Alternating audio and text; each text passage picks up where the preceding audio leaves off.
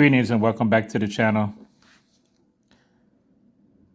One of the times in history that I failed to talk about and didn't fully understand was the Oneidas role in the French and Indian War. I know that the Six Nations as a whole, the majority sided with the British in the French and Indian War, but I didn't know the extent of the Oneidas participation until I did more research. So this is some of my findings.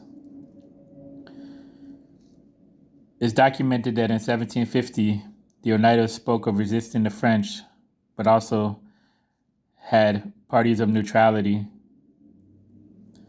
So over time, that became part of their strategy, was neutrality and siding with one side or the other, the British or the French, but never fully committing. In 1754, a warrior named Hanyeri of the Oneida Wolf Clan served in the French and Indian War with British forces in the Niagara Campaign and was later commissioned as a colonel, symbolically or officially. In 1755, Oneidas expressed British failure to build them a fort. So without this fort, they were not intending to attack French forces at Oswegatchie. So that was one of the tactics that they used, was to build us a fort and we'll help you. In 1756, the Oneidas clearly officially expressed that they required a fort, arms, ammunition, and a company of soldiers in order to attack the French. And during that same time, in December of that year, Oneidas traveled to Montreal to commit to the French.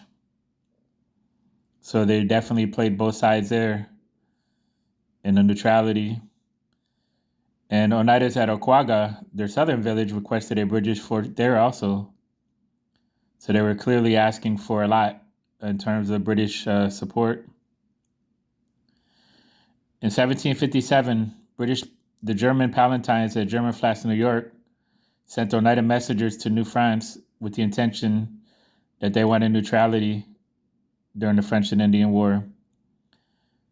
The French governor refused that, and instead, on November 12, 1757, German Flats was attacked by French forces, which burned the settlement down, killed 40, and took 100 captives.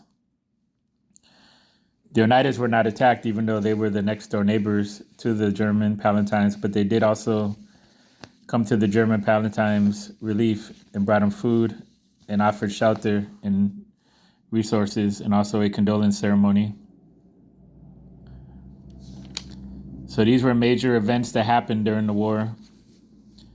In May of 1757, Oneida delegation met with the French governor, Marquis de Vaudreuil,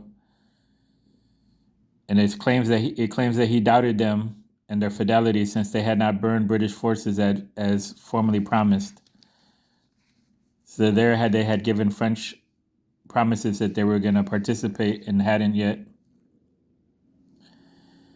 Later on in the war, since the war went from 1754 to 1763, this is an immediate after effect.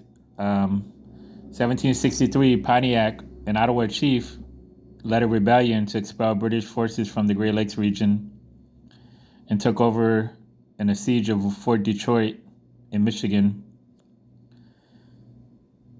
Oneidas, also allied with the British, accompanied them to Fort Detroit to give peace terms to Pontiac, and it's stated that Pontiac told the Oneidas that they should abandon the English in order to have peace themselves.